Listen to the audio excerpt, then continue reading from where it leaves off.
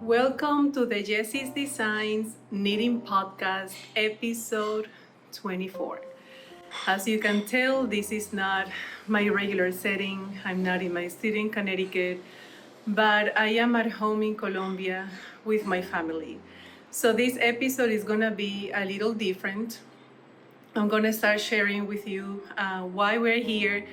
It was a trip that just happened in one day, and we have been here for a few weeks. So I'm gonna share some about that and a little bit of knitting.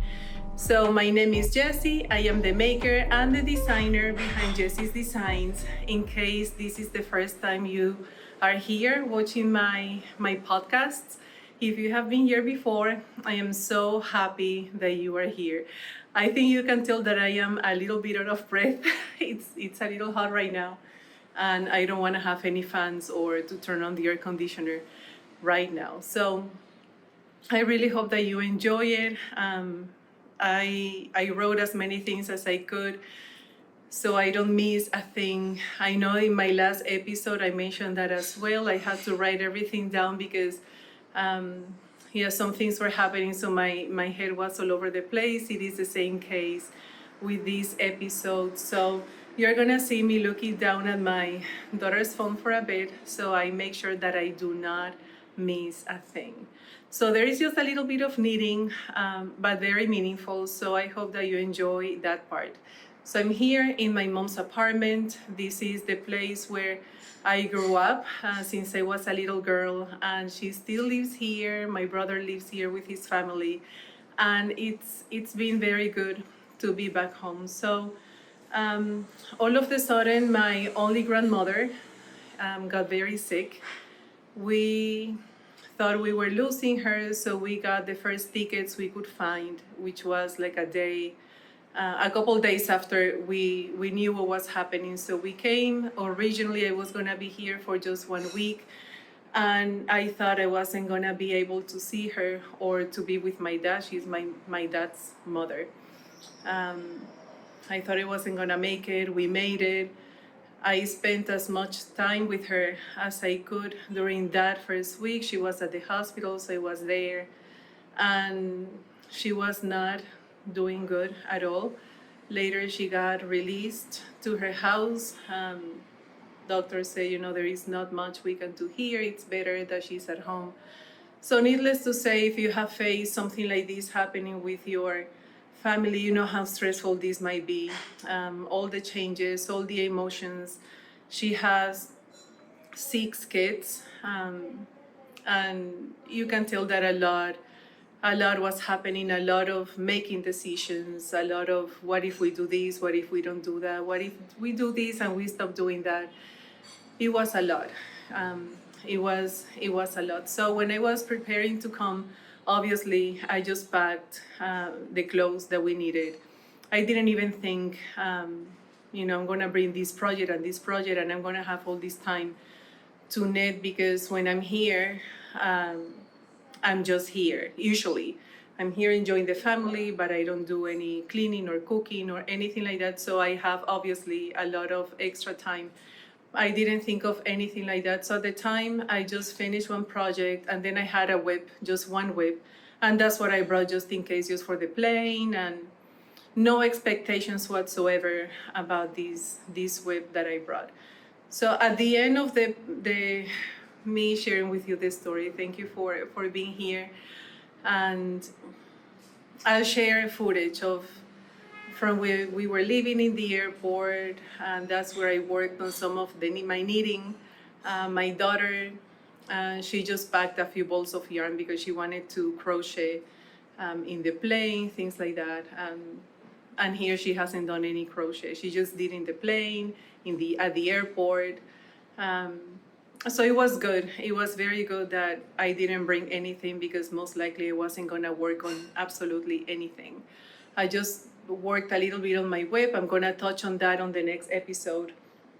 And I just packed it. After a week, I packed it. I put it back in my suitcase, and I'm like, no, I'll finish this at home, and that's the way it's gonna be. But it's a beautiful project. During the time that I work on that project here, it brought me a lot of peace, relaxation, all the feelings that you think of when you are knitting.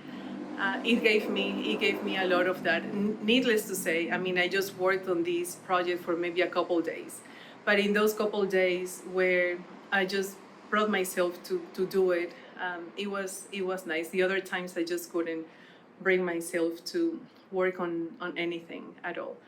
I did a lot of reading, so I finished the book. I brought a book with me. I read it. I finished it.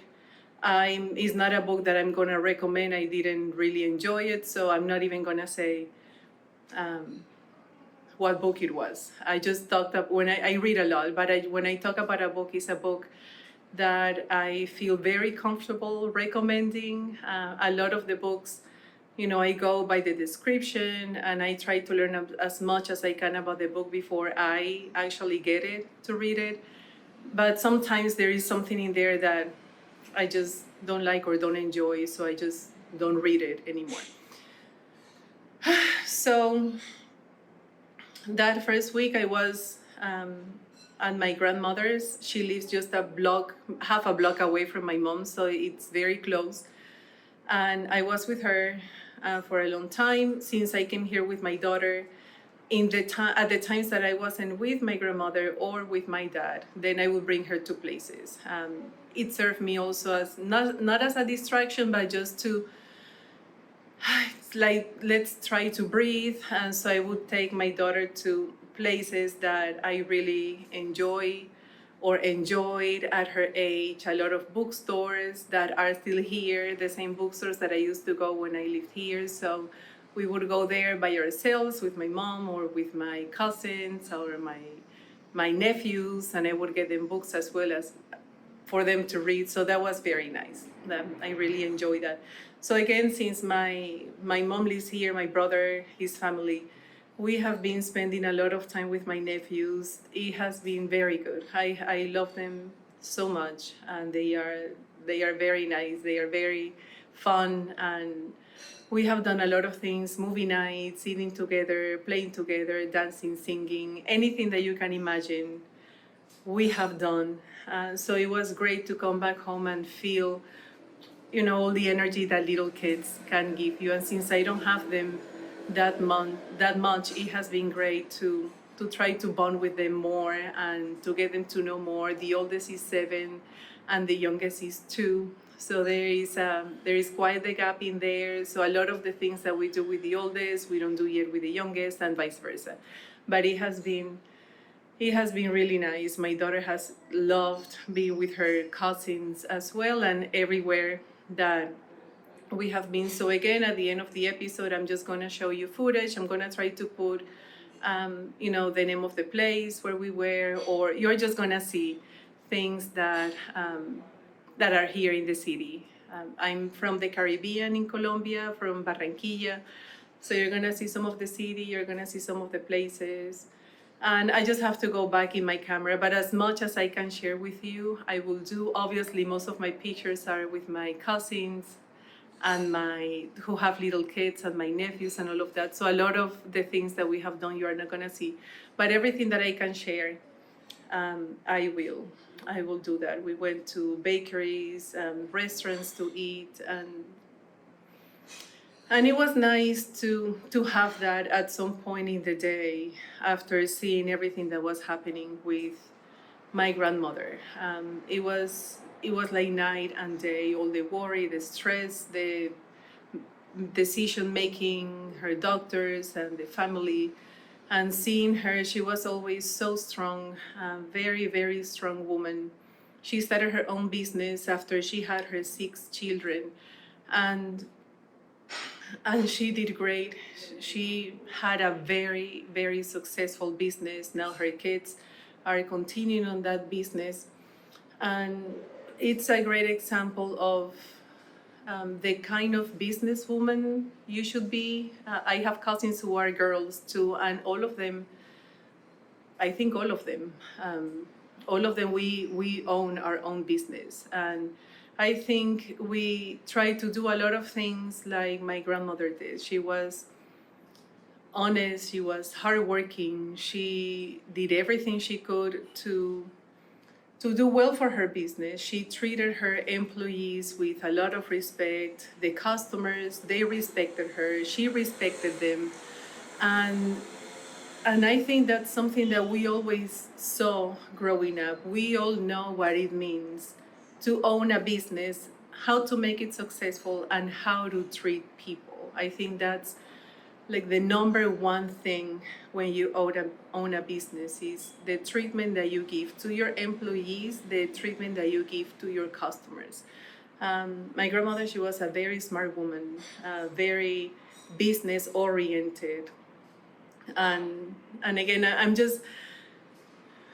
I wrote everything down. I cannot even read what I have been writing because as I'm talking, I'm thinking of more things. And I think in the back of our minds, thinking of my cousins, thinking of myself, we do a lot of things the way she did. My other grandmother, who passed away years ago, she was also a businesswoman. She owned her own business, and again, she was also successful at it. And I mean, I'm just going to talk about myself now.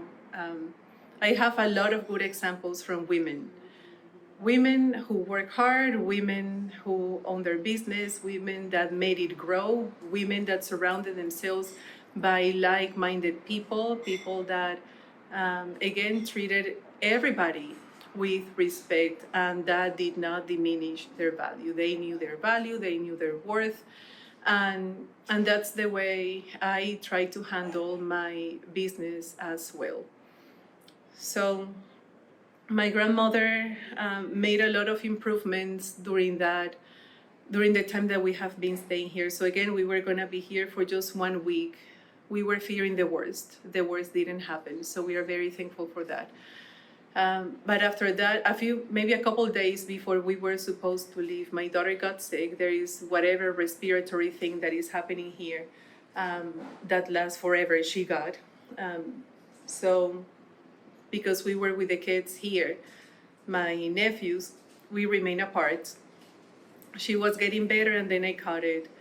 So it's been, I'm still not 100%, but it's been almost 2.5 weeks, I would say, that we have been dealing with this, and now we are well enough to go back home. We already passed the contagious state. Our chests are better. My daughter, she's almost 100%. I'm still congested, but I'm well enough to travel, and I know that I'm not contagious. And so we're gonna go back tomorrow, and we're looking forward to be back home. I left my husband and I left my son in there. First time that we are apart for so long, both ways, with my husband and with my son. So there is a huge part of me that wants to go back, but at the same time, there is a huge part that would like me to stay. In these last 2.5 weeks, I was not able to see my grandmother. I was not able to see my dad for obvious reasons. They don't want her to get sick. She cannot have anything that is respiratory. So everybody's really, really trying to protect her. That because of us just wanting to see her, meaning all of her grandkids and great grandkids. She's 95, so she has a lot of family. Everybody's trying to protect that she doesn't get sick at all. So we are super respectful of that. We understand that absolutely. So we haven't seen her. I talk to my dad every day, a few times a day. We get videos, we get to see her. Sometimes she recognizes us, sometimes she doesn't. But there have been a few days where she looks almost like if nothing ever happened. And then the following day, we are reminded that, she's still not okay. So it's been a roller coaster from being in a very bad state, then to get a little better in some things and worse in some things, and then she's so much better, and then she's worse. It has been a lot. So one thing that I think we are all doing is that in those days where she is recognizing, when she's eating, when she's almost walking, with help, but she's walking, those days we breathe, and we are thankful that she can do something in those days that in the other one she's not gonna be able to do. very humbling experience, very sad experience, and as grandkids, you know, sometimes we have to remember that it's her kids that have to make the decisions. Sometimes I think we respectfully try to say something acknowledging that they are the ones that decide the treatment. She's very well taken care of. But I think a lot of things come out of, you know, what if we try this and see if that works? But she's tired, and everybody's really trying their best with her. So again, those days that she's able to do more, it's like a gift. That day it feels like a gift. And the other thing is that we are in constant amaze of how strong she is. Not just mentally, her body is very strong. And a lot of the things that she has been enduring, we cannot explain how she can get better from those things. So, well, so that's the reason why we are here. Now we're gonna go back, and now we're gonna be learning about everything, sadly, from the distance. We are planning to come back again in a few weeks. We have to talk about that again, but in a few weeks. We are not gonna wait too long to come back. And this time I'm gonna bring everybody. So most likely my kids and I are gonna stay for a longer time, and my husband, he's gonna come back and forth. And we'll just see how it goes. But I'm very thankful to be here at this time during a moment that it was needed. It was needed to be here. Besides that, it's always refreshing to come here, to come to my home, to be with my mom, to be in my same surroundings. And it's great. I mean, my daughter, she's growing, so I get now she's almost as tall as me. I'm 5'11". She's almost 5'11". She's 11 years old. And she looks a lot like me when I was her age. So sometimes I'm just doing something and she walks by, and in that quick second, it's like if I'm seeing myself here when I was her age. So seeing her enjoying the places and I know I talked about this in that episode when we came the last time, about a year and a half ago. But it's always something to see the things that I see when I'm here. So anyway, I'm trying to I look at my notes, but I cannot read. I don't know, I'm a little teary. I can hardly see what I'm writing. And in all the talking, I know that I'm all over the place. So I apologize about that. And at the same time, thank you for listening to these almost 20 minutes of not rambling, but telling you like the story, right? So I don't even know how I'm gonna go through the rest of the episode, but I wanted to give you more details. I'm just gonna try to let the footage do its talking. So I mentioned that I brought a finished piece. So I made my first ranunculus. I thought my first ranunculus was gonna be a very different experience, but as every project that you work on, it has its own story and it has its own lessons. So I started making the ranunculus just a few days before my grandma really got bad. At the time that I started it, she was showing signs of there is something going on. So it was a little stressful the time that I was working on it, but at the same time, it was like the only project that I wanted to work on because it gave me some focus. And when we knew that we were coming, I just worked on it as fast as I could. I think in a couple of days, I finished it because I wanted my daughter to wear it when she was here. She did. So in the footage, you're gonna see her walking in the apartment wearing her ranunculus. And the yarn is the uncommon thread. I will have to get back to you on the colorway. So I left my notes at home of the colorway. I just know that it's the uncommon thread. It's a beautiful yarn. It comes in beautiful colors, so you can check out the brand of the yarn.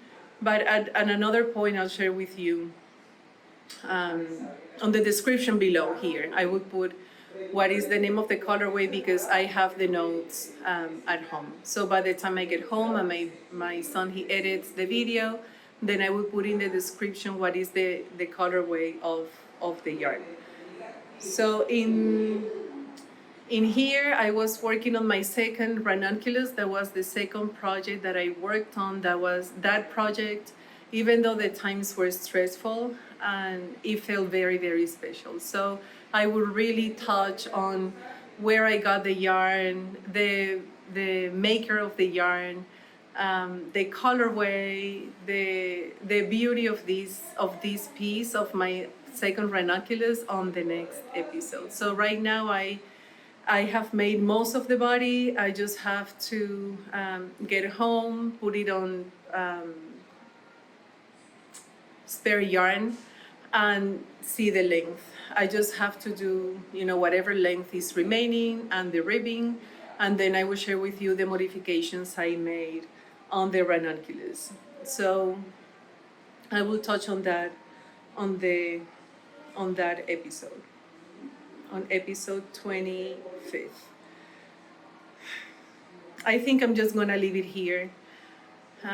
Sorry, this episode felt like a downer, but life it has its way to bring a lot of joyful moments, and it has a way to teach you lessons. It has a way to remind you of how fragile life can be, but at the same time, how strong a person can be, the willingness to live, the people that come together to support, to give you love, the family coming together to show love and support.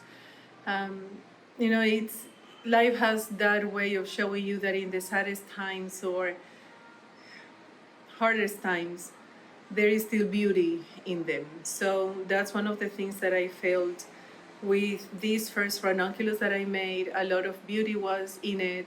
A lot of expectation was as I was making it, because I wanted to see my daughter wearing that here. A lot of things didn't happen as I mean, a lot of things were a given that did not happen with this first Ranunculus. But I'm deciding to make this piece special because it gave me some kind of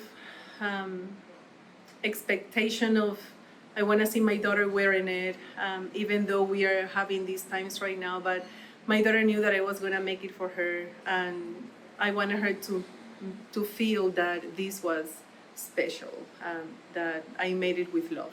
And I did make this pattern from the very beginning of choosing the yarn and everything. There was love always, and I want her to feel that, love coming from me, from his mother, from her mother, making it for her.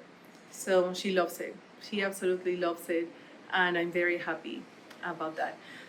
So I'm gonna leave you now, guys, with footage of Barranquilla. Barranquilla is a beautiful city.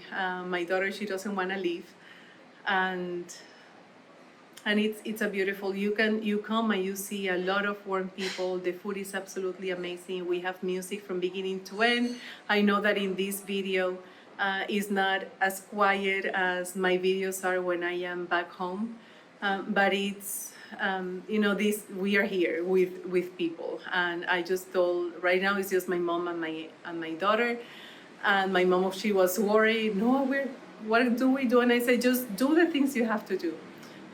So talk, be on the phone, do whatever you want, that's fine. I'm not going to stop anybody from doing anything. So I hope that you heard me. Obviously, I don't have the microphone or all the audio things that my son has ready for me when I record. So I hope that this comes across as a way that you can understand me. I know my English is worse right now, and it's usually the case when we come back home for a few weeks. It's like that Spanish part of my brain, it's taking over the English one. So I know I'm gonna have a little bit of a hard time when I get back home in Connecticut. So you're gonna see the city. You're gonna see the Malecón. So we have the Magdalena River, and the Malecón is like a walk what is the name of that? It's like you walk by the river. That is relatively new. It has a lot of restaurants. It has tours in not in buses, in boats, big boats, because that river is very, um, it's not a little river. It's a river that makes you be kind of afraid of it.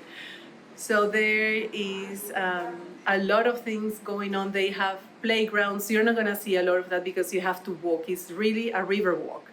That's the word that I was looking for. So there are many restaurants. There are areas where you can ride your bicycle, areas for the scooter, areas for the skates. There are playgrounds. They have gyms, public gyms.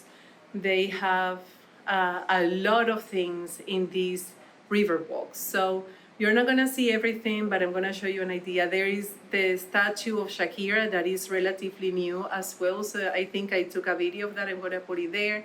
We have like a monument. It's called the Ventana del Mundo, window to the world, and it's full of colors. And I'm very right now. Again, I'm not thinking clearly in the things that I want to make as new designs, because every time I come here there is like a whole new breath of fresh air with inspiration. So there is at some point when I sit down and I have the time to really think about it, I would like to make a project, a Fair Isle project inspired by this monument.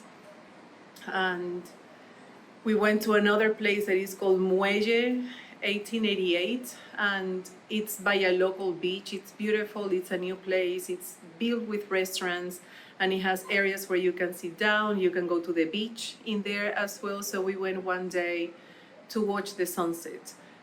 So everything that I had to do, I did on that first week. The other 2 weeks and a half, we were sick. I just went out again today to get a few things and some medicines that I can get here for me. And we also did that first week.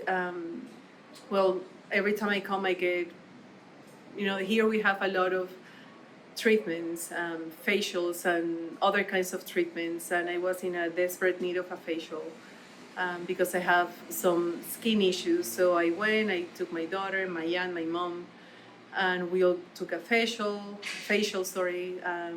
We went to a couple of times to nail bars. So it's not really like a nail place, it's a nail bar. So I don't think I took a footage of it. I think I took a picture with my daughter in it, so I won't show that one. But basically you can take, it's a big place. You do your nails, you do your feet, there is music and there is things to drink. I mean, they have alcohol, cocktails, and other drinks, but also coffee, teas, and things without alcohol. But it's always quite something to go to these places, and it's not like a regular mani-pedi place. We went to the malls a few times. I have footage of the malls. Some of them, there are many. Again, this is a big city, and it's really pretty, and the places are very well kept. So I'll just share with you what you're gonna see here in the next footage. So this is gonna give you an idea also about our surroundings here. If you ever think about coming to Colombia, Barranquilla is a beautiful city. We are super close to Cartagena, Santa Marta, which are beautiful. Cartagena is my most favorite city, and I think it will always be my most favorite city. Rodadero in Santa Marta is a place that also holds a huge place in my heart. I love going there. This time we didn't go to any of these two cities. Again, the focus was here just to be with family. And that's what we did. And now we're gonna go back home. I'm gonna go back home to my boys that are missing me so much. So I'm gonna leave you now. I think I have said that twice, maybe more than that. I'm gonna leave you now. Enjoy this footage. Thank you for being here. Thank you for always for the support that you give me. There is a new pattern that is gonna come out in the next few days. I just have to edit the tutorial for a part of it, and then I'll release it. I'll do an episode on that. Most likely it's gonna be the next one, and I will talk to you about my second ranunculus that I'm hoping is gonna be ready. And there are some more things that I would love to talk to you about. I know that as soon as I get home, it's gonna be like 100% mode. No, no, not 100%. I have to do obviously everything else, but like 80% work, knitting, and the designing computer work and all of that, because I'll let you know in the next episode. There are a few events that are happening very soon that I'm gonna be part of. So because I wasn't counting on staying for longer than we have been here, I haven't been making, or I am not as ready as I should be. So it's what it is. But when I get home, I just have to really focus on all the things that I have to work on, deadlines and everything. So thank you. I always try to show you ways of not just saying it, but that you feel that I'm thankful for the support that you have given me through the years for my work. I'll see you next time. Enjoy this footage. I hope that if this is the first time that you see Colombia, that it gives you with a good taste in your mouth, that you like it. I really do like it. We love it. My kids, now that they are older, they love it. My daughter, she doesn't want to go back. So I have quite the job. Tomorrow when we go back, I have quite the job. It's gonna be an adjustment, but I'm really glad to be able to be here. So I'll see you next time. If you like this episode, again, I know it's a little bit of a downer, but if you enjoyed, or if you made it all the way to here, if you like it, that would mean a lot to me. It would help my channel grow. If you want to leave a comment, that's great. If you haven't subscribed and you would like to subscribe, just press that subscribe, and that way you're not gonna miss out on new content that is coming my way if you put the notifications on. So I'll try to release the next episode soon. Most likely that one is gonna be mostly about knitting, and I will see you next time. Happy making, happy knitting. Enjoy your family, support everybody that has to be supported in your family. Find those moments of calm and joy. See you soon.